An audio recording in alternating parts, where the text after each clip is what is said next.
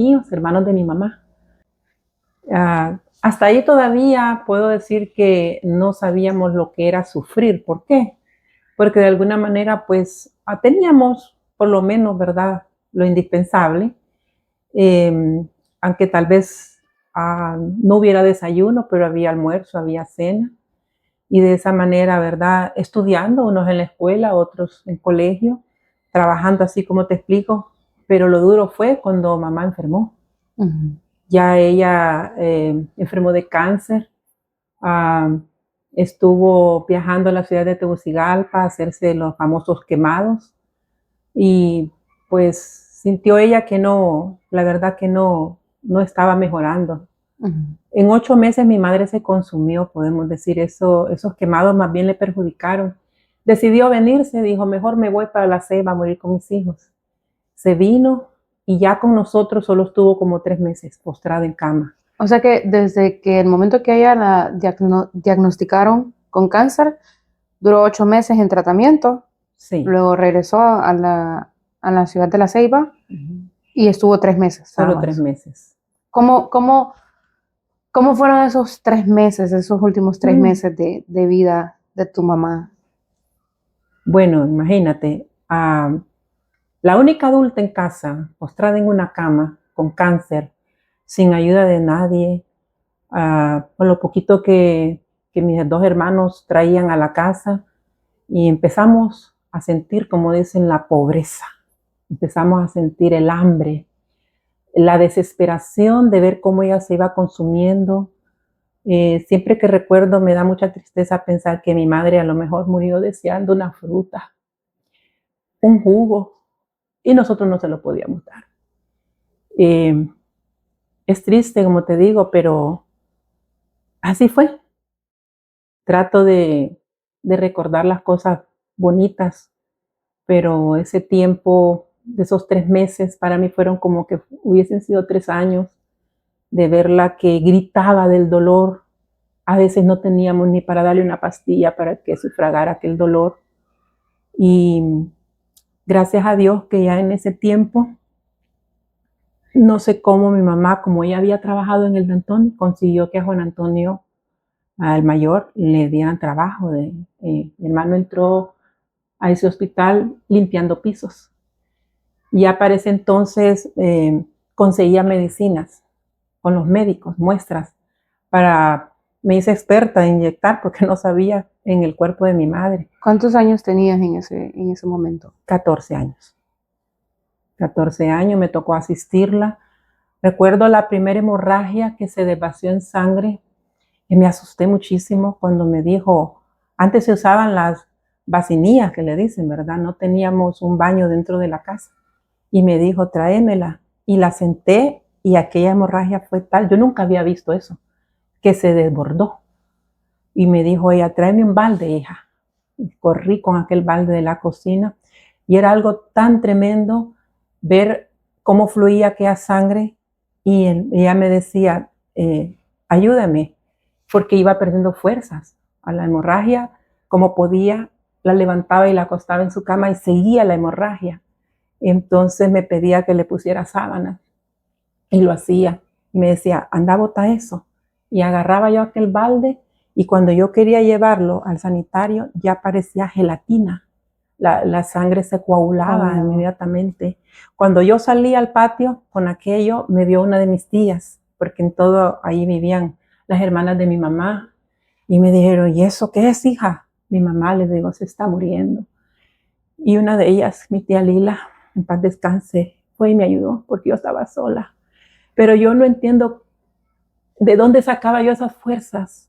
Si era una niña, teniendo que asistir a alguien que se estaba desvaciando y viéndola que ya iba perdiendo su brillo en los ojos. Sí, conozco la muerte y la conozco bien de cerca. Me tocó tanto asistir a mi madre como a mi padre. Y ella, me acuerdo que solo me agarraba la mano y me apretaba, pero en eso se la llevaron corriendo al hospital y la salvaron, pudieron detener la hemorragia.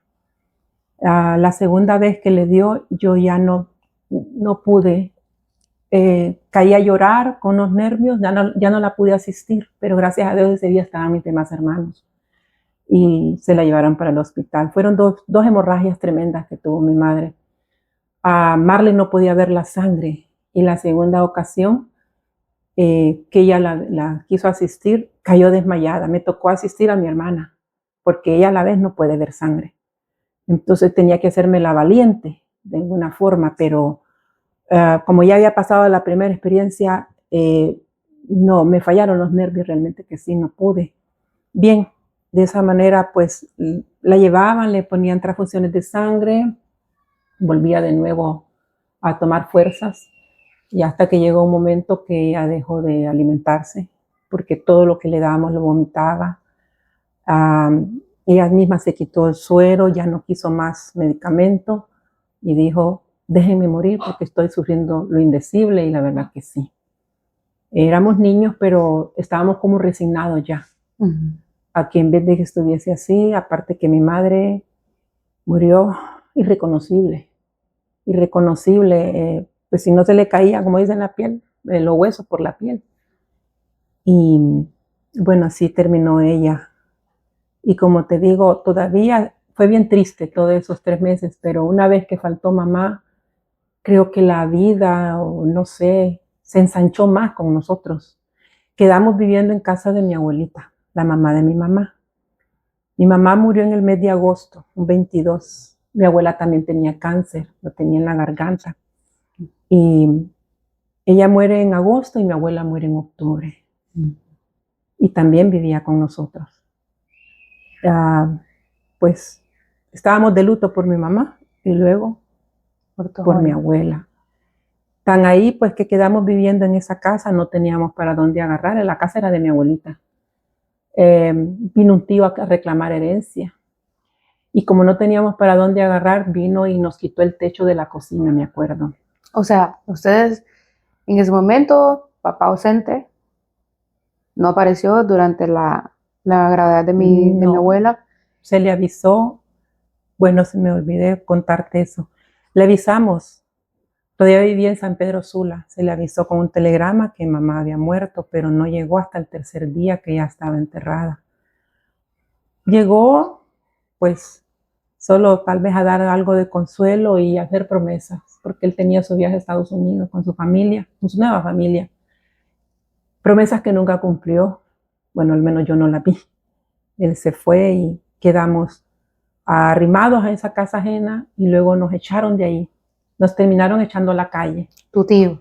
Mi tío. Tío de, o sea, hermano de tu Hermano de mamá. mi mamá. Nos corrió, nos quitó la casa.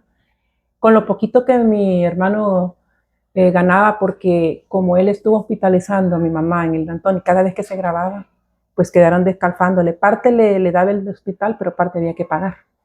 El salario de mi hermano solo eran de 90 lempiras a la semana. Le quitaban la mitad. Y Jorge, pues lo poco que ganaba también, creo que ya estaba como conserje, le dicen, en una tienda.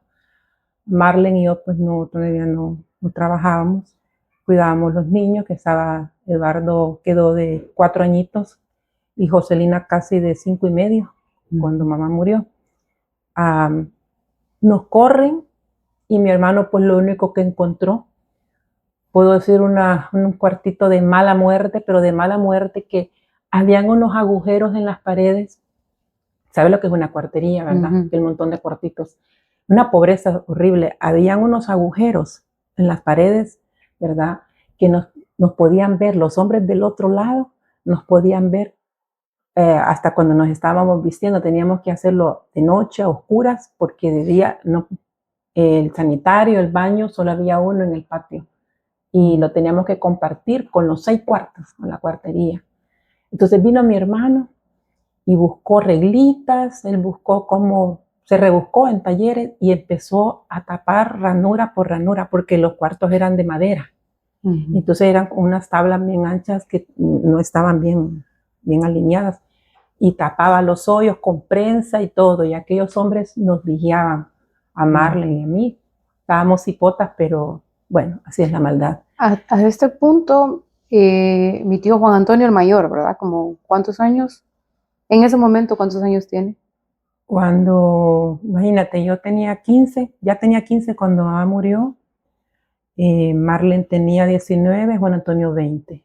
20 años. 20 años. El mayor de 6 hermanos, el mayor. Luego sigue mi tía Marlene, ¿verdad? Marlene. Ok, que le lleva de diferencia ¿cuántos años?